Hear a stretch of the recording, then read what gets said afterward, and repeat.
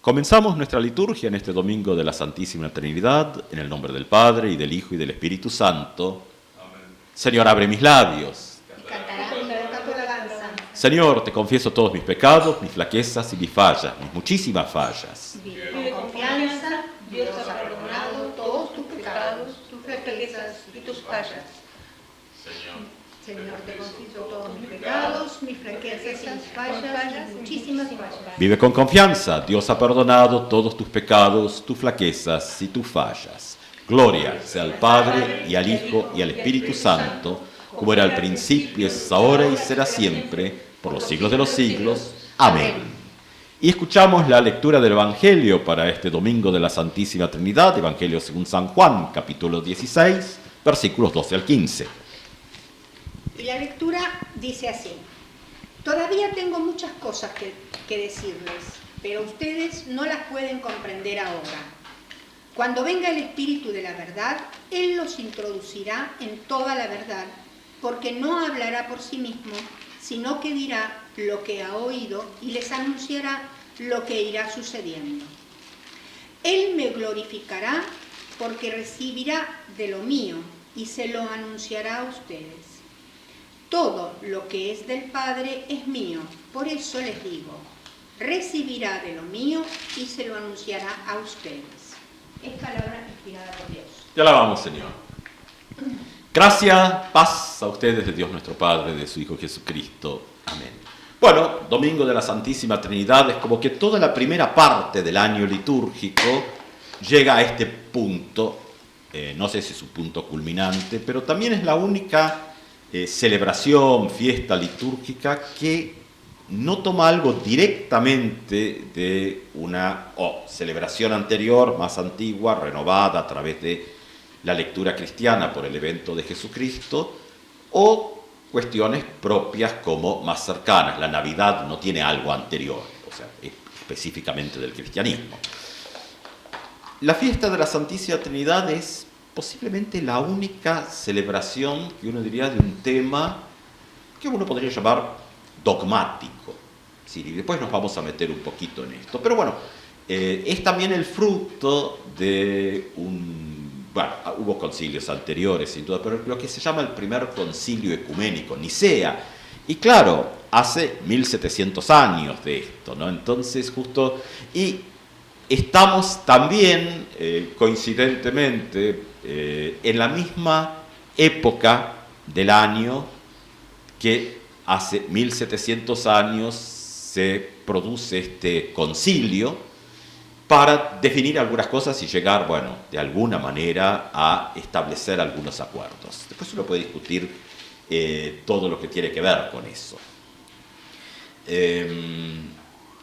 Domingo 15 estarían reunidos, o probablemente en aquel tiempo era el domingo 2 de junio, porque estaban en el calendario juliano, pero de todas maneras dentro del registro de los tiempos del concilio de Nicea. Tomemos nuestro calendario actual o tomemos el juliano, que era el que estaba en época. Bueno, lo que nos lleva un poco este tema de la Santísima Trinidad es que finalmente uno tiene que resolver cuestiones que hacen a una, por un lado, lectura integral del texto bíblico, no pedazos sueltos, o sea, ¿qué hace el fundamentalismo? Hace el camino contrario. Agarra pedazos sueltos, 2 o 3 sueltos así que le sirven, y a partir de eso justifica su modelo de pensamiento. Esto intenta lo conciliar, al menos intenta, hacer una lectura amplia y contraponer posiciones. Y el modelo trinitario de la fe cristiana, que aparece en nuestros órdenes litúrgicos, aparece en el Gloria Patri, que a veces se va diluyendo un poco en el tiempo, después vuelve, generalmente vuelve cuando hay grandes conflictos y problemas. El cristianismo en general parece que puede abrevar a ese viejo formato. Y cuando no hay problemas empiezan a aparecer todas las ideas chifladas de unos y de otros y esta mezcolanza que suele darse. Bien, tal vez lo que uno tiene que decir es que, bueno, cuando uno toma este modelo trinitario, Padre, Hijo, Espíritu Santo, no es un modelo de familia. Y eso es lo primero que hay que decir, porque si no, empieza a aparecer todo esto, es decir, no, pero ahora nuestros modelos de familia están... Entonces, no es mirar desde nuestras opiniones personales o de grupo, sino tratar de encontrar qué es lo que la Escritura ofrece. Claro, alrededor del concilio también hay un montón de leyendas, algunas hasta divertidas, y otras que no tienen nada que ver, como que en el concilio se escribieron los 4 evangelios que tenemos hoy, los que están en contra traen eso, ¿no? Bueno, no, hay un montón de data, de citas mucho anteriores al concilio, donde ya uno ve que había algunos, digamos, cánones, se va a decir, que es el formato bíblico, donde estos evangelios ya están presentes, con algunas dudas, sí, porque aún en la época de la Reforma, a Lutero no le caía nada bien la Epístola Universal de Santiago, y también a veces en alguna cosa el libro del Apocalipsis había arrugado más de una nariz en el tiempo. Bueno, ¿cuál es el núcleo y cuáles son los bordes? Bueno, esas son discusiones a través del tiempo, hasta que en algún momento se dice, bueno, es esto. Y lo otro, bueno, puede aportar algo, pero no es. Y bueno, pues siempre hay quienes buscan por fuera, y está bien, cada uno puede hacer lo que quiera, pero finalmente estos consensos son necesarios cuando uno tiene que de alguna manera desarrollarse en un cuerpo más amplio y que busca tener algún tipo de concordia. Si no es, bueno, cada vez más disgregado y construyendo pequeños mundos que terminan siendo los personales de cada uno finalmente. En medio de esto, el modelo trinitario es la respuesta que encontraron a la complejidad del texto bíblico, leyendo toda la Escritura a la luz de Jesucristo. Ahí está el problema también. ¿Cuál es la llave de interpretación? Mi opinionología, siempre hay algo, pero los límites de mi opinionología es ese cuerpo mayor. En la tradición de la Reforma, bueno, con distintas aproximaciones o miradas, las Escrituras son en esto la norma de fe y práctica. La sola Escritura, si la encontramos o no en Lutero, bueno, podría ser una cosa, si alguien encuentra la cita de Lutero sobre la sola Escritura, siempre digo, pásenmela porque me interesa tomar nota. Vamos a encontrar sol y verbo, sí, sola Escritura, no. Bueno, en Lutero más bien está la sola fide, porque el tema de la fe es central. Entonces uno dice, bueno, pero todos estos temas tienen algo que ver con nuestra vida de hoy en día. Puede que no, o puede que sí, depende de las circunstancias. Cuando allá en los años 30 del otro siglo la situación política, especialmente en Alemania, era sumamente compleja, uno ve Karl Barth, un teólogo importantísimo por la teología de la palabra, reformado, de tradición calvinista reformado, vuelve justamente a lo trinitario, y lo vamos a ver en otros también. Es decir, esta cuestión de decir, bueno, tenemos que volver a mirar esto seriamente en nuestro recorrido, y no al tuntún como al pasar. Y esto vamos a encontrar que después las iglesias, porque este primer concilio era porque, bueno, ¿por qué hay un concilio? Y porque hay problemas, si no, no hace falta. Y cuando hay problemas, bueno, ¿cómo se solucionan? Bueno, de distintas maneras. O sea, tal vez lo que más queda del concilio como cuestión que no se sabe si es cierta o no, pero está en las leyendas, es que cuando Arrio, que era el que estaba un poco en offside en esto, que había por justamente el origen de Jesucristo, que uno dice, ¿y esto es importante? Bueno, va a ver que después sí es importante a la hora de mirar otras cosas. Si Jesucristo era un figura, personaje, persona divina o solo parte de la creación de Dios. Bueno, dice cuestión de teólogos y teólogas, y sí, pero el tener estos marcos después permite decir, estos temas están resueltos. ¿Qué se desprende de esto? Bueno, y la leyenda clásica es que llegó el viejo y bonachón obispo Nicolás y cuando va para saludar, aparentemente a saludar a Arrio, en lugar de eso le pega una tremenda bofetada que le da vuelta la cara por haber roto justamente la unidad conceptual de la iglesia. El viejo y bonachón obispo Nicolás, por supuesto, después es San Nicolás, que 6 de diciembre es su fiesta, y que en Alemania y otros países es el día de los regalos a los niños, ¿no? Que en el siglo XIX lo agarraron en Estados Unidos, le dieron una vuelta de tuerca más comercial y lo convirtieron en Santa Claus, y lo mandaron a vivir al Polo Norte.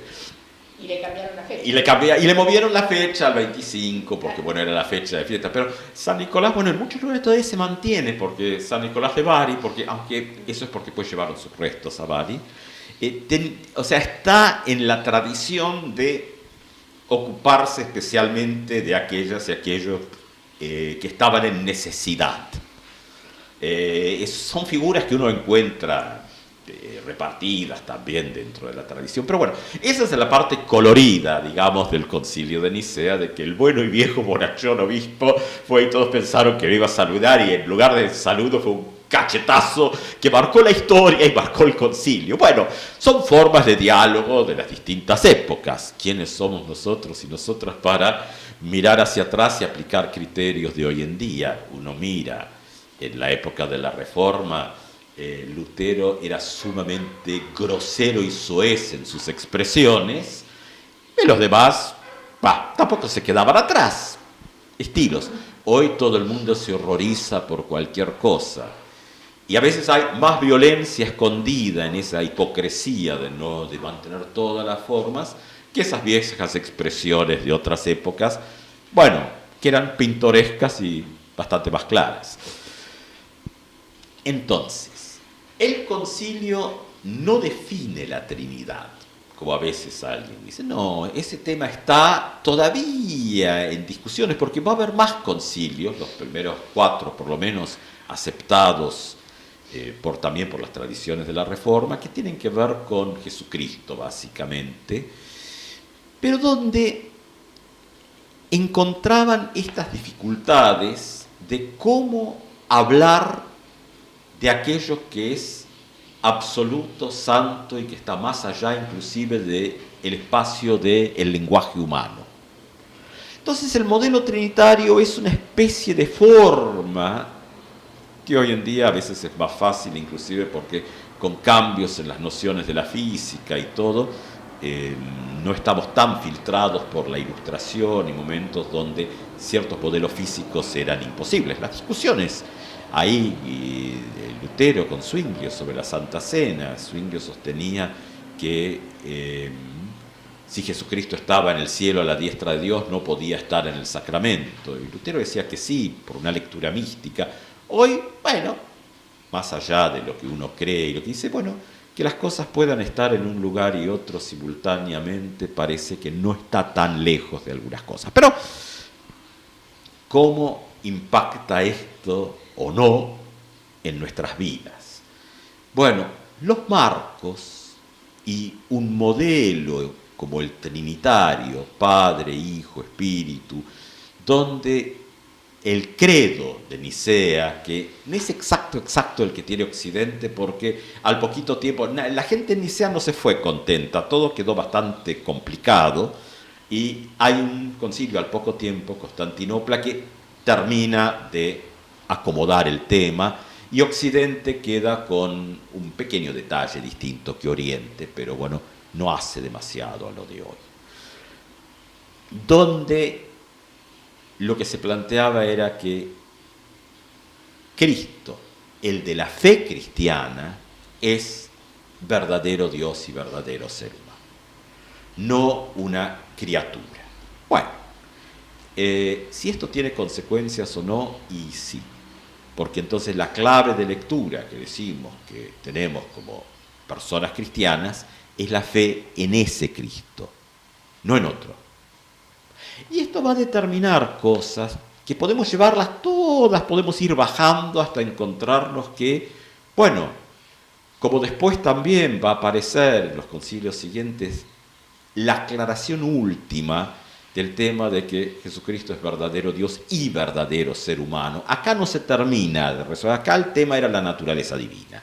Por eso el credo niceno, bellísimo texto que las tradiciones siguen utilizando. Acá, como hacemos una oración de la mañana, no recitamos el credo, pero podríamos también hacerlo. Y en los lugares muy litúrgicos y todo, cuando hay un oficio mayor completo eucarístico, miren la iglesia anglicana, por ejemplo, bueno, al menos la que uno recordaba, está el credo niceno. Entonces, y creo en un solo Señor Jesucristo, Hijo unigénito de Dios, engendrado del Padre antes de todos los tiempos, no fuera de lo temporal, ya que, por supuesto, esto tiene que ver, por cuestiones teológicas, el mal es algo que está dentro de lo temporal, no está antes. Entonces, bueno, esto tiene que ver con cosas, que tiene que ver con posiciones que después, como personas cristianas de todos los días, ¿y cómo nos ubicamos? ¿Cómo nos ubicamos ante cantidad de temas complejos que siempre corren el riesgo de los debates ideológicos? Porque no estamos exentos de eso, estamos metidos dentro de. Y miren nuestros países, miren el mundo nomás cómo está estallando en esto. ¿Cómo uno dice, bueno, en medio de esto, que siempre cada uno tiene sus simpatías y preferencias, a veces son solo simpatías y preferencias, a veces son cuestiones graves. Bueno, es como que hay una escala ahí. ¿Cómo nos ubicamos cuando hablamos de el Cristo, el Cordero de Dios, que nos salva? El estudio bíblico del lunes pasado, que ahora está en común, por lo menos entre 4 congregaciones que dicen vamos a tratar de hacer algo común para repartir energía y esfuerzos, y bueno, aprovechamos, digámoslo así, la alta calidad de los estudios bíblicos del pastor Burgoa y todos nos sumamos a ese trencito. Pero bueno, esa es la confesión de parte que hay que hacer. Así que no se pierdan el estudio. Y va a estar el del lunes pasado, que tiene que ver con la salvación. Porque también uno dice, bueno, ¿y dónde está el juicio? ¿Hay juicio? ¿No hay juicio?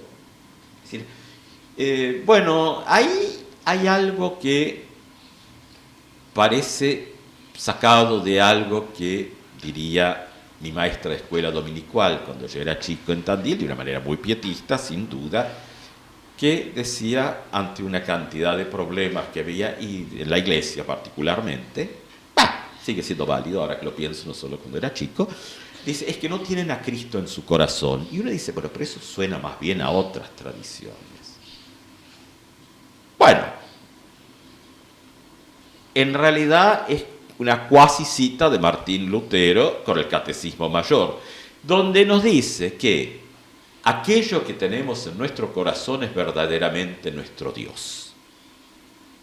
O sea, cuando buscamos a Dios, no está exento de aquello que está en el corazón. Claro, si leemos a Lutero, la fe, que es justamente lo que nos conecta con la gracia justificadora, que es un regalo del Espíritu Santo, que nace por el oír, y después es el Espíritu Santo que se ocupa de llevar lo que oímos a nuestros corazones.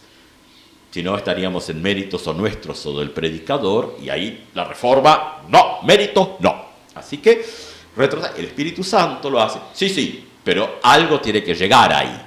Bueno, si algo se interrumpe en el camino, y no vamos a entrar en cuestiones más complejas, si algo se interrumpe en el camino, bueno, lo que queda en nuestro corazón es lo propio.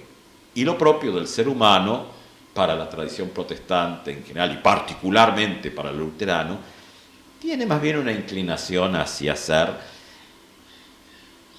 egoísta y plantear el mundo y el universo a partir de sus propios intereses.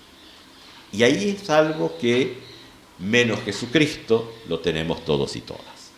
Claro, bueno, cuando esto no ocurre, entonces esto de los dos, digamos, las dos naturalezas de Cristo, verdadero ser humano, verdadero, tiene que ver con la redención.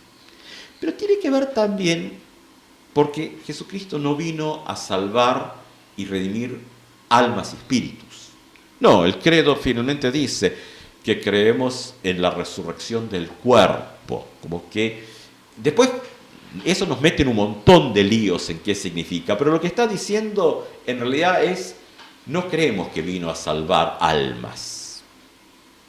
Está bien, pero hay una integralidad de lo humano, de toda la creación, que por supuesto no está con esa lectura individualista de que ser libre es hacer lo que yo quiero y no me importa el entorno. Bueno, el problema es que cuando no me importa el entorno ya no hay entorno y entonces tampoco voy a poder hacer nada porque yo sí dependo de que haya oxígeno, de que haya agua, de que haya... Y si todo eso vuela por el aire, o si el mismo globo vuela por el aire en una confrontación atómica que podría estar ahí nomás, es decir, ya no es que yo voy a poder seguir existiendo como unidad aislada porque no lo soy. Olvidarnos de que somos parte de esta biosfera, de la vida, de lo bios, de lo que es el todo, bueno, es también, en cuanto a la fe, romper esa unidad de Jesucristo, que es lo que están discutiendo estos viejos allá en el 1700, que están discutiendo esto, mientras nosotros hablamos con 1700 años de distancia, hablamos de lo mismo, pero como todas estas cosas ocurren de manera cuasi simultánea, en todo está pasando al mismo tiempo.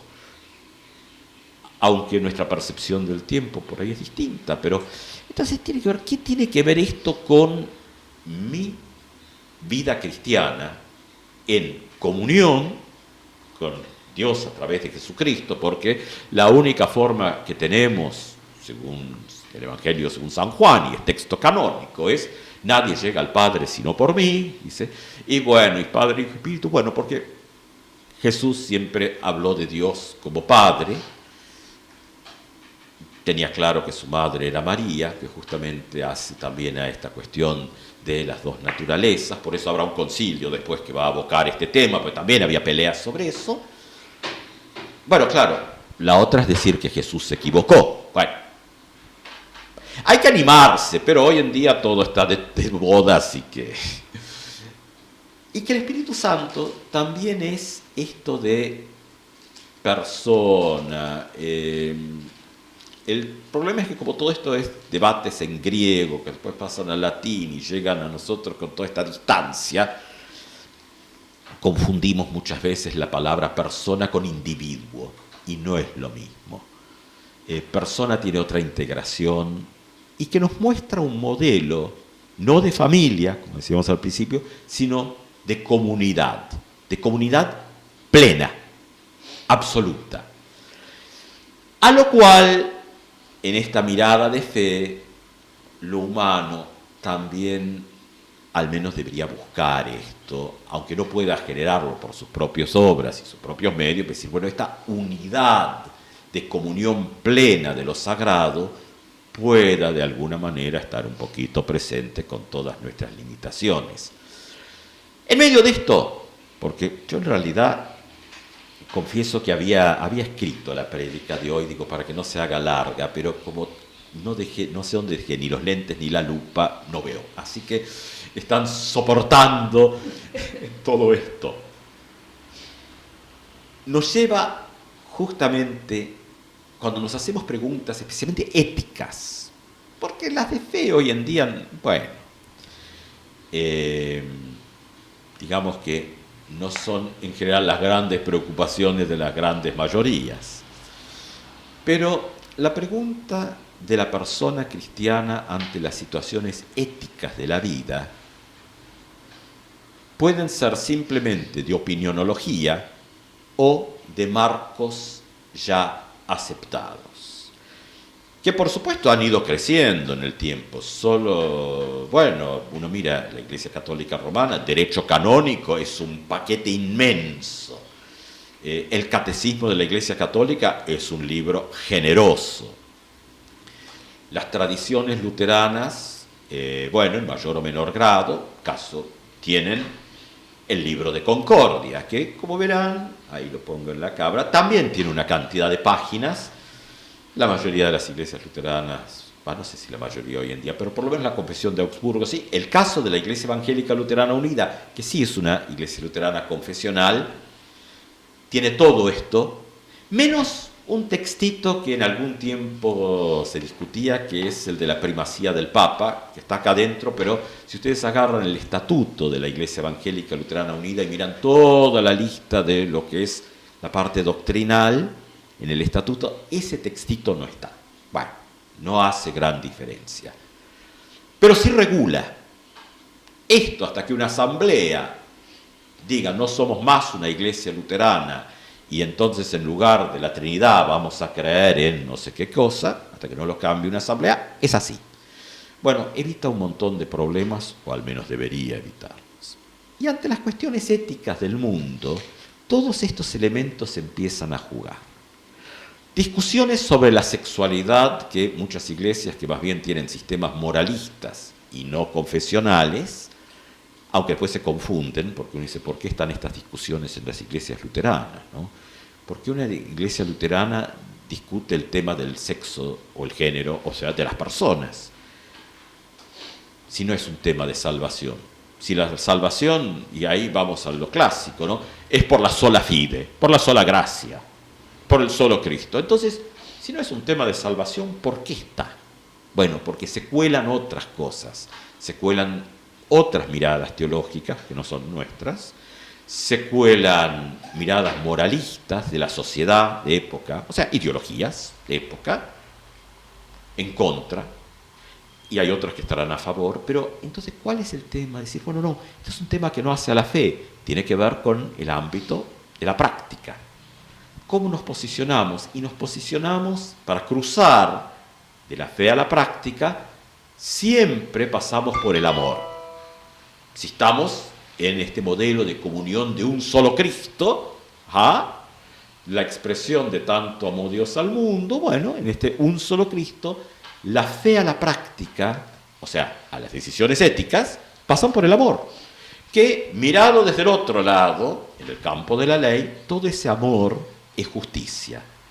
Cuida a los y las más necesitados. O sea, no es un capricho de una época, ahora vamos a hacer esto, no, está atado, y uno puede encontrarlo que eso sale del texto bíblico, pasa por estos concilios que trataron de acomodarlo como pudieron, y nos llega a través de un montón de cosas, el caso luterano llega a través de todo esto, más las cuestiones locales de cada iglesia regionales, pero donde esto se repite. O sea, todo lo que se hace en cuanto a decisiones en la ética tienen que ver con el amor, el otro, la otra y sus necesidades. Entonces, ahí sí la persona cristiana debe distanciarse de todo modelo de odio, no importa de dónde venga.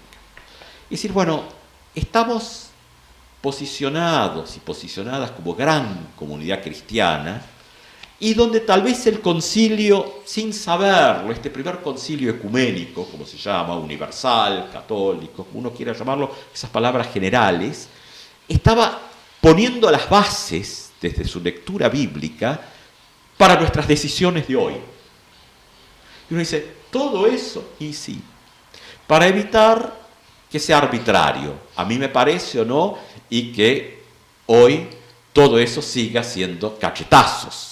O sea, el cachetazo ya del viejo y bonachón obispo de Santa Claus, que arranca el camino con un cachetazo, es decir, hoy eso está resuelto. Entonces ya hoy tenemos que poder decir, bueno, todo lo que sea para el bienestar, todo lo que sea derechos, cuidado de los más y más vulnerables, cuidado de los derechos de las personas, nace en esta unidad de Jesucristo que se estableció ahí. Bueno, a veces uno dice, es muy tedioso, es necesario para la fe común de todos los días. Bueno, siempre y cuando la fe común de todos los días sostenga esta parte chiquitita, mínima, de que la fe ante la vida cotidiana entre los demás se conecta a través del amor, es suficiente. Lo otro es toda la historia y todo que sostiene esto. El problema es cuando se rompe justamente este Cristo en dos pedazos. Entonces tenemos un Cristo espiritualizado donde yo me arreglo a través de alguna manera la manera luterana a veces de estas rupturas, mal, teología pésima, pero es bueno, yo me arreglo y que los demás se arreglen. Dietrich Bonhoeffer, también siglo XX, teórico, dijo, eso es la gracia barata, es la gracia que ha perdido el sentido, es una gracia que se olvida del precio que Jesucristo paga en la cruz. Es decir, es una gracia barata como que, bueno, como uno escuchó por ahí, horrores teológicos, y bueno, un día Dios indulta. No. Es decir, la preciosa sangre de Cristo en la cruz, que algunos dirán, bueno, eso parece de otras teologías. No, está también olvidada, pero está, es la gracia cara. Y la gracia cara tiene resultados éticos, la gracia barata no. Bueno, y ahí está la función de la prédica, de recordarnos esto constantemente. ¿Cómo cuidamos los derechos y el cuidado de los y las más vulnerables? O nos sumamos a los caprichos y a los odios, al igual que el trencito del mundo. ¿Dónde nos posicionamos como personas cristianas hoy? Entonces, el concilio, allá lejos, que están reunidos en Nicea, con simplemente una línea temporal que nos separa de apenas 1700 años, ahí están todas las cuestiones de las discusiones éticas de hoy. Claro, pasados por muchos otros, sin duda, pero ahí están. ¿Y que son nuevas? No, fue llegar a algún tipo de acuerdo con todas las discusiones de cómo leer la Escritura a través de Jesucristo. Quiera nuestro Señor en este tiempo, esto se fue más de lo que pretendía. Yo por eso lo escribí para que no se haga largo, pero claro, y nos quedaron temas del concilio que los vamos a ir tocando, pero de a uno nomás. Bueno, mejor que prometer es cumplir. Trataremos de hacerlo de a uno nomás en los próximos domingos.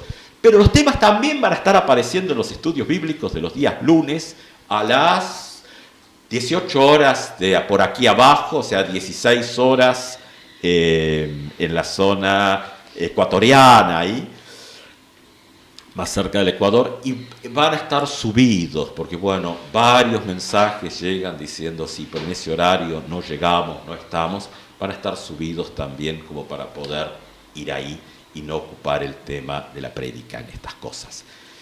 Señor, Padre, Hijo y Espíritu Santo, nos bendiga, nos guarde en su gracia y nos lleve a la vida eterna. Amén.